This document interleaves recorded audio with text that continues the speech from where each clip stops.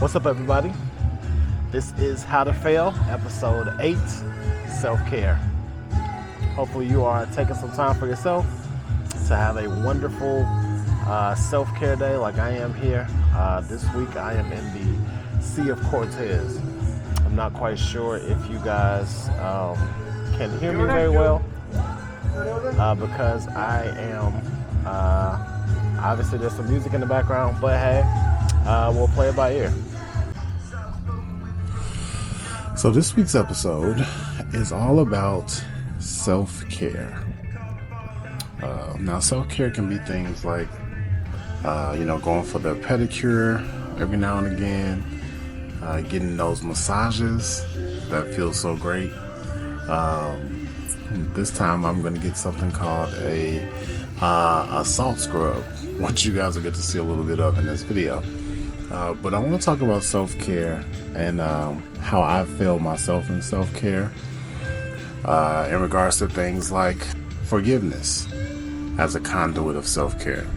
I want to talk about the perception of boundaries as a mode of self-care. And finally, I want to talk about just overall mental health and taking the opportunity to make sure that you are checking in with yourself as an aspect of self-care. So, all right, I hope you guys enjoy these views, and let's do it.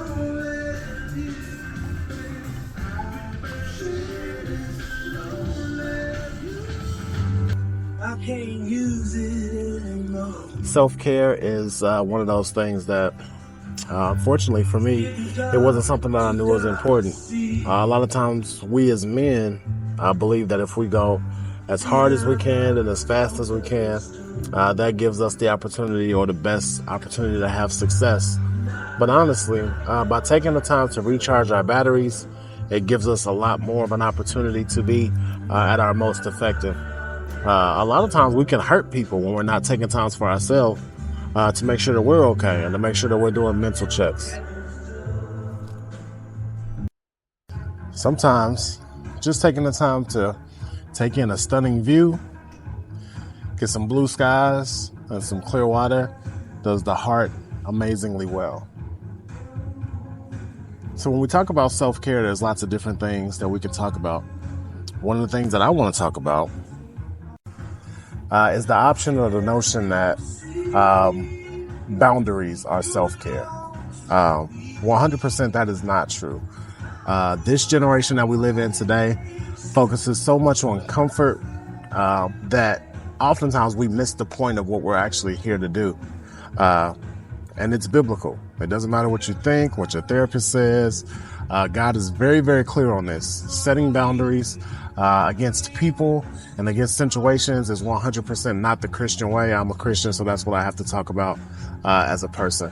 The best version of yourself, the most healed version of yourself, is able to engage people wherever they are, whatever they've gone through, whatever you've gone through, even if they've hurt you, and it gives you the opportunity to be able to engage them in ways that are healthy for you.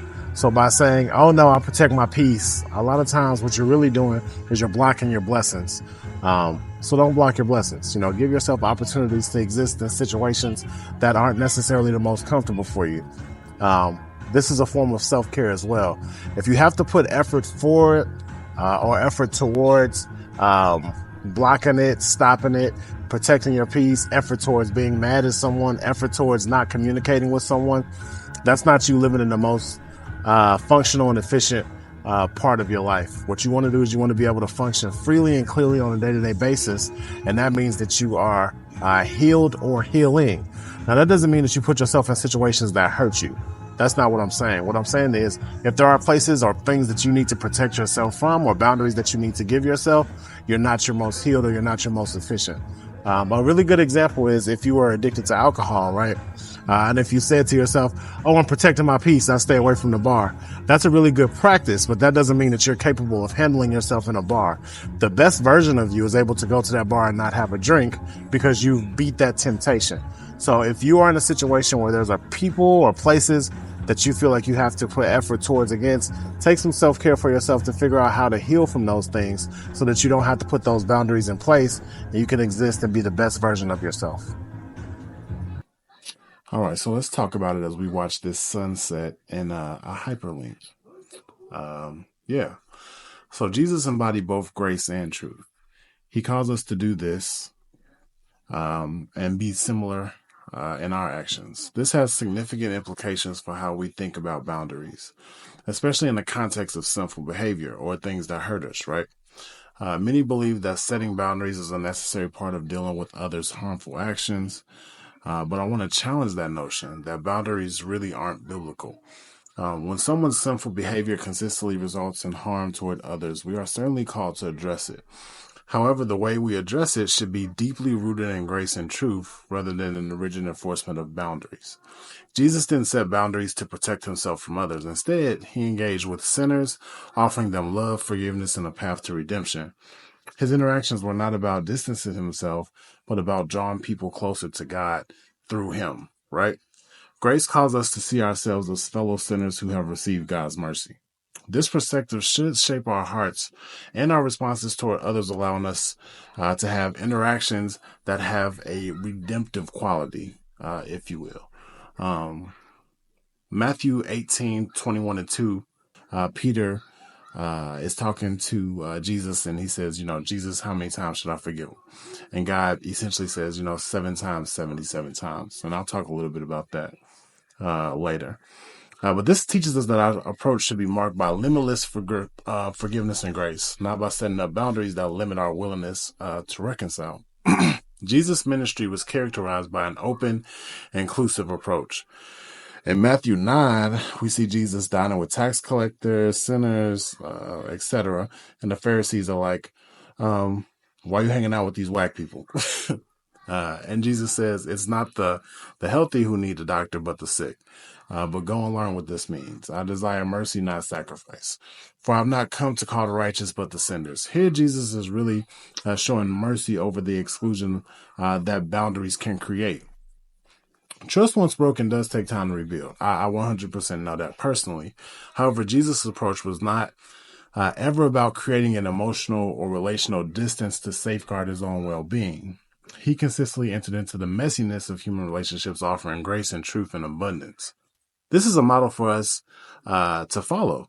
We're called to walk alongside others, even when it's challenging, helping them grow and change through our loving and truthful presence. In John 13:34, Jesus says, a new commandment I give you, love one another. This love involves engagement, not setting up walls.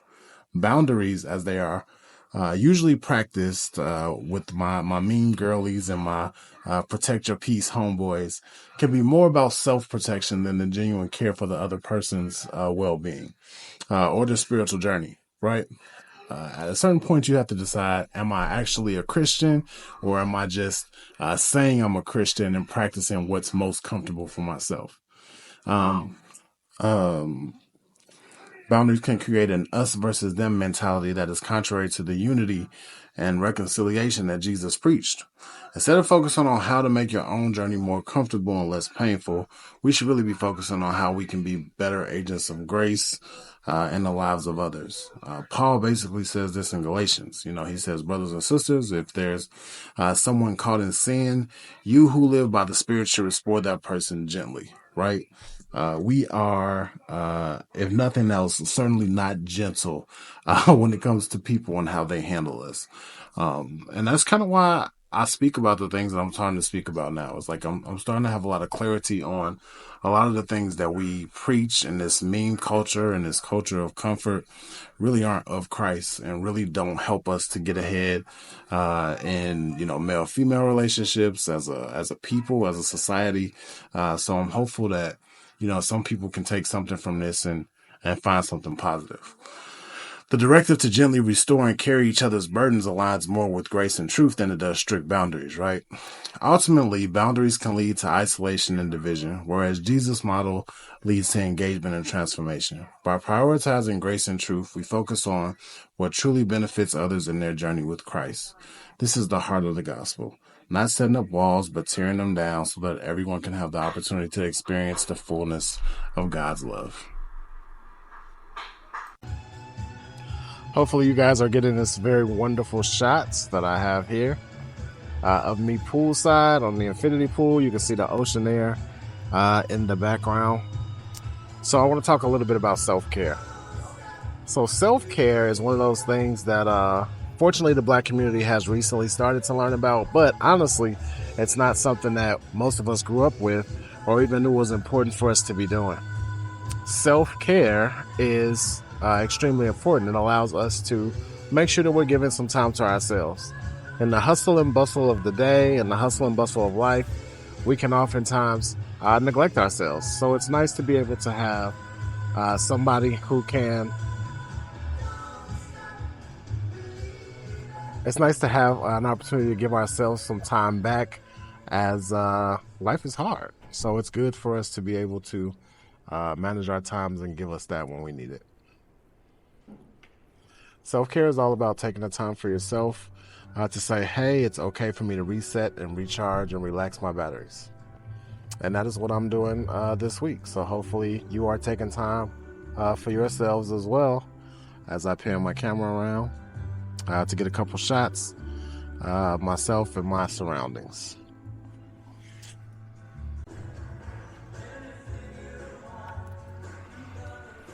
So a lot of times by taking the time that we need in order to decompress, we give ourselves opportunities to discover things about ourselves as well. Take time to evaluate. Figure out why the thing that you did went well. Figure out why it didn't go well. And you'll be in a lot better position to be able to be efficient and to make the next thing that you endeavor that much more successful. Don't be afraid to take that break. Take that time. A lot of times we get self-care by doing things like video games, having a beer with the boys, but take some time to yourself. It's okay to just go be with yourself and reflect on your thoughts. I do a lot of journaling. That's one of the ways that I keep up with my self-care. That involves me going in and talking about things with myself that I might otherwise avoid. Give that a shot as well. See the drip? Bam. Ice. So now I want to talk a little bit about forgiveness. And first and foremost, forgive me for having these shots with my shirt off.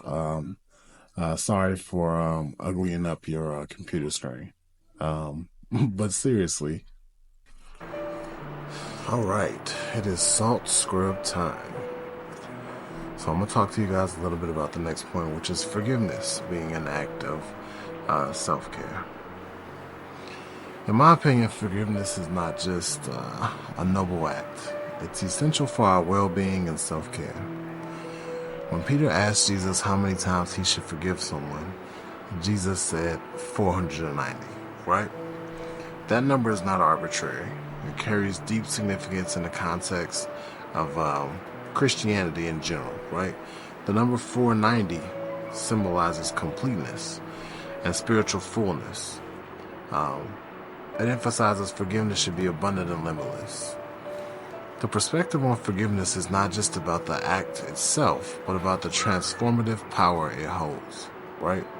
This salt scrub is essentially taking the dead skin off of me and essentially restoring my skin to a previous state, previous to impurities. And in a lot of ways, forgiveness does the exact same thing.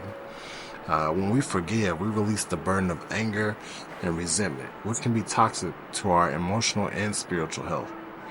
Forgiveness, therefore, is really an act of self-care. It frees us from the shackles of bitterness and opens us up to peace and healing. Moreover, there's a fascinating connection between the birthplace of Jesus, Bethlehem. Bethlehem means house of bread. And in numerical Hebrew, that's also 490, right? So Jesus, the bread of heaven, 490, was born in Bethlehem, 490, who told us to forgive 490 times, right? A lot of times, these things that Jesus or that the Bible teaches, as we go deeper into it, are non-consequential. They are deeply connected and reasons for us to know that something was important in the way that it was being taught to us when it was given to us so many years ago. Forgiveness is not just about letting go of past hurts, it's about embracing the fullness of life that God intends for us. Jesus' approach shows us that the true healing comes from grace. He emphasized mercy and forgiveness over judgment and exclusion, demonstrating that we are to offer the same grace to others that we have received. And forgiving others, we are not only extending grace, but also nurturing our own well-being. Holding on to grudges and resentment can be harmful, whereas forgiveness allows us to experience peace and emotional freedom. The act of forgiving, especially when you consider Jesus' teaching to forgive 490 times, is a path to spiritual and emotional health. The significance of the number 490 and its connection to Bethlehem underscores the completeness of God's plan for us. Forgiveness is a central part of that plan, leading us to the life of grace and truth as we embrace forgiveness. We align ourselves with God's will, fostering healing and reconciliation in our relationships with ourselves. Just as bread nourishes our bodies, forgiveness nourishes our spirits.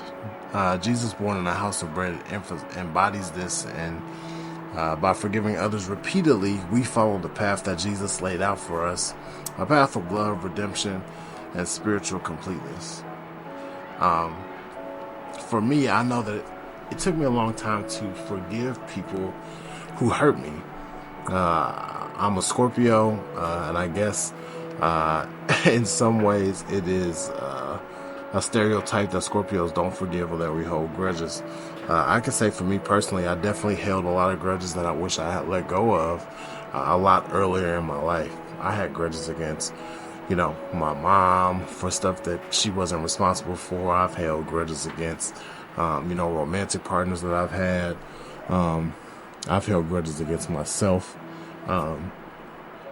And all of those things, I would be a lot better off if I had forgiven myself, forgiven those other people, and basically came in contact with people in a way that was more graceful, which is what I try to do now. My granddad always talks about removing a thorn and replacing it with a rose. He is someone who operates in grace every single day. My grandmother is someone who operates in grace. Now, they are plus 90 years old, so who knows how they were the first 50 years of their life. But eventually, I know that they did get it because I get the opportunity to see that. So, we are still all young people, whether we're in our 40s, our 50s, our 60s, our 70s, or even our 80s in relation to my grandparents. So there's still a lot of time for us to fix and get this thing right. Understanding that those who love us most have the ability to hurt us most, and still allowing those people to love us and potentially hurt us and be okay mentally and spiritually with that is truly, truly a deep, deep aspect of being human and figuring out this thing that we call life. So in relation to self-care, make sure that you're taking the opportunity to have the self-care that is the freedom from boundaries, the self-care that is the forgiveness of people. Our generation is often characterized by our pursuit of comfort. We've grown up in a world where convenience is at our fingertips, where technology has made life easier and more accessible in countless ways, from TikTok dances and Uber Eats to instant communication and on-demand entertainment. We're surrounded by opportunities to make our lives more comfortable. However, this passive embrace of comfort can truly be a negative thing, especially when we consider the broader implications of self-care. Self-care is often misunderstood as simply doing what makes us feel good in the moment, relaxing, indulging in our favorite activities, and avoiding stress. While these aspects are important, true self-care goes much deeper. It involves making choices that promote our long-term well-being and personal growth, even when those choices are uncomfortable and challenging. The comfort-centric mindset can lead to complacency. It can lead to a loss of resilience. So as I pop this bottle, I hope that you guys take the opportunity to truly look at self-care in a deeper way and decide to do something that may not be as comfortable, may not be as peace-serving, and maybe not as easy, but might allow for you to have better self-care in the long run. said, baby, ain't do no wrong. I could clean up good for you. No right from wrong, cause I wanna make it so badly. $1 million baby. Drunk in your Benz, driving home under the influence. It's scared me to death, but I'm wasting my breath. 'Cause you only listen to God. I don't relate to you, no I don't. I don't relate to you, no. 'Cause I never treat me this shitty. You made me hate this city. If the world was ending, you come over right. You come over and you stay the night. Would you love me for the hell of it? All our fears would be irrelevant. If the world was ending, you come over right. The sky be falling and I hold you tight. No, there wouldn't be a reason why we would even have to say goodbye. If the world was ending, you come over right, right. If the world was ending, you come over right, right. For now the day bleeds into nightfall, and you're not here to get me through it all. I let my guard down, then you pulled the rug.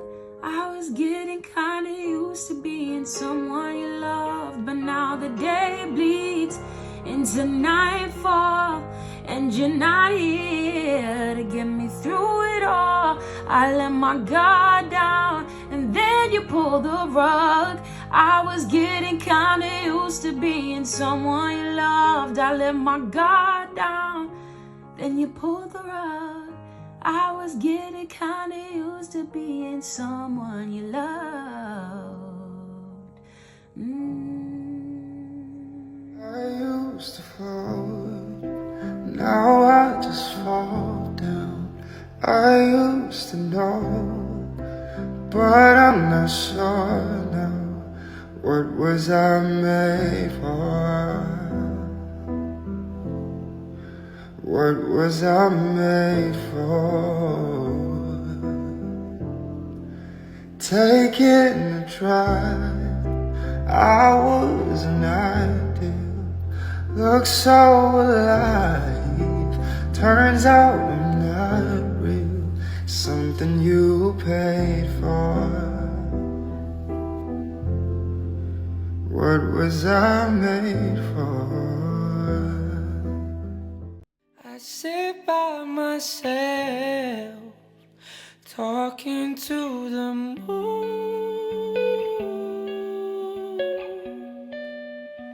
trying to get to you.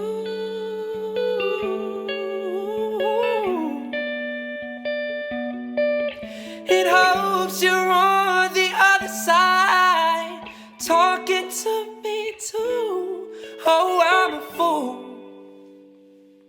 who sits alone, talking to the moon.